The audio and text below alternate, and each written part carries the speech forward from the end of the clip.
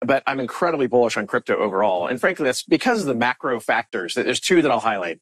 The macro factor around inflation globally. You saw this past week, record inflation, for, I think, 4 decades. The other factor I think is really important not to lose sight of is, as you and I have talked about, the move from crypto overall towards an institutional use case, solving real problems for real customers and these scaled solutions that aren't. And I was told by the banks that if I did not agree to settle with the SEC, that the banks would cease providing working capital and Tesla would go bankrupt immediately. You take the red pill, you stay in Wonderland, and I show you how deep the rabbit hole goes. All I'm offering is the truth, nothing more.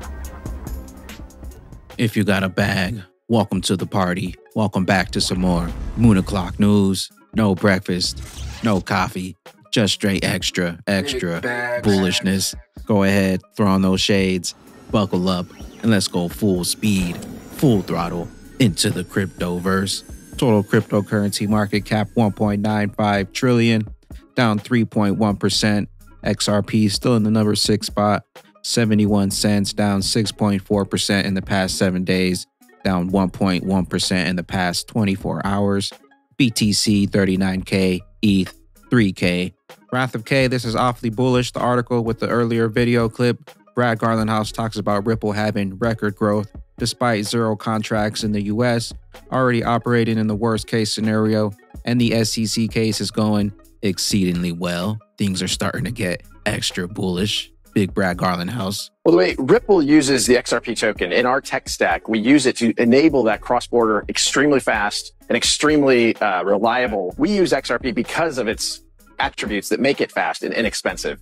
There are other tokens that people use for other use cases that don't work as well for payments. The XRP ledger, from its origins, has really enabled payments at scale in a way that certainly Bitcoin, while it's very good for digital gold, its speed and cost per transaction makes it less attractive for a payments type use case. So Ripple will continue to use XRP because of its core attributes as a really efficient technology. Is that something you see continuing in your tech stack going forward? For sure, without question. And I think you'll see Ripple use the XRP ledger for other use cases as well. We're certainly making investments, as I mentioned, in the carbon credit marketplace and other verticals that we think could be compelling. We've seen a lot of market volatility, of course, in the public equity markets. We've seen that filter through to the crypto markets as well. What's your outlook for the rest of the year? Do you expect sort of crypto markets to push higher and that volatility reduce, or are you expecting just this continued sort of seesawing we're seeing? I think it's really hard to know the timing, but I'm incredibly bullish on crypto overall. And frankly, that's because of the macro factors. There's two that I'll highlight. The macro factor around inflation globally. You saw this past week, record inflation, for, I think, 4 decades, inflation in the United States at 8.5%. The other factor I think is really important not to lose sight of is, as you and I have talked about, the move from crypto overall towards an institutional use case, solving real problems for real customers and these scaled solutions that aren't just about the speculative activity that has really driven some of the historic crypto market activity. Brad, I want to sort of move on and talk about regulation, which has been a huge topic yesterday, and it will continue today as well. You're currently in a legal battle with an SEC that's been going on for a year or so. Can you give us an update on that and when you expect a resolution? That started in December 2020, and the core question there is around a nuanced legal question. Is XRP a security? And did Ripple sell, as an XRP, an investment contract? Did Ripple sell unregistered securities? Did I, Brad Garlinghouse, sell XRP as an unregistered security? I think it's very clear that in the United States, the laws have not been clear. And for the SEC then to go back in time and say, you should have known all along, it's really, I think, going to be hard. It's a hard case. And I think what we're seeing in the court process, which does continue to play out, is a judicial process that recognizes some of this. Even this past couple of days, there was a ruling from the court finally requiring the SEC to publish information about some speeches that the director of corporate finance, Hinman, gave about Ether not being a security. And the fact that even now you have the SEC not able to answer the question, is Ether a security? They won't answer that question. They're saying there's clarity, but then they won't provide clarity. They're saying they won't comment on specific projects, but then they comment on Bitcoin. Bitcoin is one of the largest project, but yet still just a project. Just in terms of broader crypto market regulation, we had, of course, the executive order from President Joe Biden. At the time, there was a lot of criticism. Well, this doesn't sort of go far enough. It's not laying out specifics. What's your view on it? Did you think it was significant for the market? I think it was very significant. I think it was very positive. frankly, the leadership we've seen outside of the United States in crypto regulation is way ahead of where it has been in the U.S. It's something we've been saying for years. And I think at the core of the executive order from the Biden administration is acknowledging that exact point, that the competitiveness of U.S. in these developing markets around crypto, around blockchain technologies has fallen behind, and more investment, more talent is going outside the United States. When entrepreneurs here in Paris talk to me about starting companies in the crypto space, one of the first things I'll recommend to them is you shouldn't start the company in the United States because there isn't that clarity. And so a lot of the hiring, even for Ripple, we'll hire over 300 people this year. Well over half of those I expect to be non-US based. Big Brad Garlinghouse, extra bullish. Watch out. 2022, we're coming for that top spot. Crypto firm Ripple court battle with the SEC has gone exceedingly well.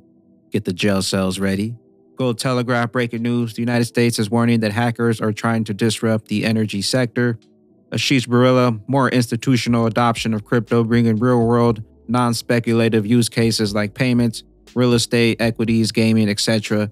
New liquidity venues plus lower volatility. The next few years are going to be absolutely pivotal for crypto integration into our global economy. All roads lead to the bridge asset. Live from PBWS 2022, Brad Garlinghouse sat down with CNBC's Ryan Brown to talk crypto regulation, Ripple's global traction and use cases that he sees growing across the industry. And while the USA lags behind the rest of the world in the 1% diamond hands, loading up on those big utility bags. Cindy Young talked about why financial institutions should leverage crypto and its infrastructure for payments and how regulation is the key to further adoption. Elon Musk lays the smackdown on the SEC. With Tesla back in the day, funding was actually secured. I want to be clear about that. In fact, this may be a good opportunity to clarify that. Funding was indeed secured. And I should say, like, why do I not have respect for the SEC in that situation? And I don't mean to blame everyone at the SEC, but certainly the San Francisco office. It's because the SEC knew that funding was secured, but they pursued an active public investigation nonetheless. At the time, Tesla was in a precarious financial situation, and I was told by the banks that if I did not agree to settle with the SEC, that the banks would cease providing working capital and Tesla would go bankrupt immediately. So that's like having a gun to your child's head. So I was forced to concede to the SEC unlawfully, those bastards. And now they think it makes it look like I lied when I did not in fact lie. I was forced to admit that I lied to save Tesla's life, and that's the only reason. Drain the swamp, free the standard. We got some orange jumpsuits ready for him. Ron Hammond couldn't agree more with Jerry Brittle regarding the explosion of DC policy experts and government relations experts. Seeing a range of talent come into crypto from DC, but the lack of knowledge on the subject matter is obvious. However, we coordinate as an industry very well, relatively. The explosion that we've seen lately is as the industry has exploded, you have, every company now has a DC representative, and you have various trade associations. And so you're right. On the one hand, it's super useful to have more allies where our interests align. We can collaborate and work well together on different issues.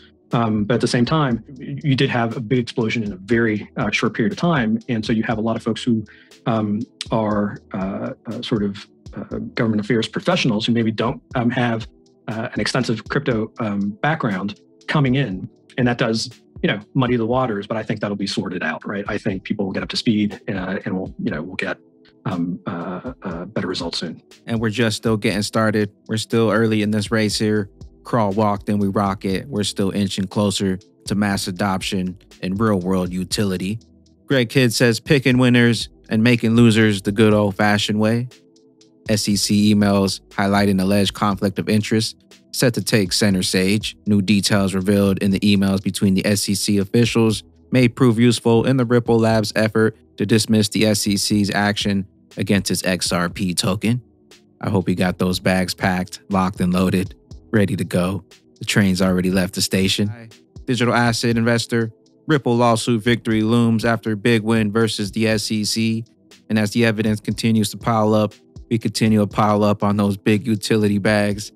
Matt Hamilton, it took 2 hours, sometimes 8 hours to get our money through. We held up the line at the supermarket for 10 minutes trying to get this to work. We were double charged. It's really a shame they didn't just go with more tested, scalable, reliable, more efficient XRP ledger. It's about 7 months since El Salvador made Bitcoin a national currency. Where did they get a hold of XRP? Let's talk about crypto. It's been a little more than 7 months since El Salvador made Bitcoin a national currency. The country's president has promoted it endlessly, but there are two questions people really want to know. Does it work? And does anyone really use it? NBC's Gadi Schwartz spent 48 hours on the ground in El Salvador to find out. Hey there, we are here in El Salvador. This is the first country to take the promise and the dream of Bitcoin and actually turn it into an official currency. These are the ATMs where people load up their phones and they can use Bitcoin to buy everyday things. But how does it work? Hey, we finally got our money 2.5 hours later, $199.01. Not sure where the 99 cents went, but money's on our phone. They got special lines for people paying in Bitcoin. Okay, so we got our groceries, but not because we paid in Bitcoin. They said that their transaction had been canceled. It showed that it had gone through on our account, so we're down about $14. This is the second time we've tried to use Bitcoin with Strike Wallet here in El Salvador, and we're 0 for 2. Wow. They got a separate slow line for the Bitcoin users. They should have used XRP. Forbes, there's no shortage of money to be made in the $2 trillion crypto industry. Just asked the record 19 billionaires, 7 more than last year on Forbes' annual World's Billionaire list. Get ready for the massive 1% moon party. XRP coming to swallow all the money. Digital perspectives, XLM Queen, XRP King, it's all falling into place. Just announced MoneyGram launching on Stellar.org June 22nd, 2022.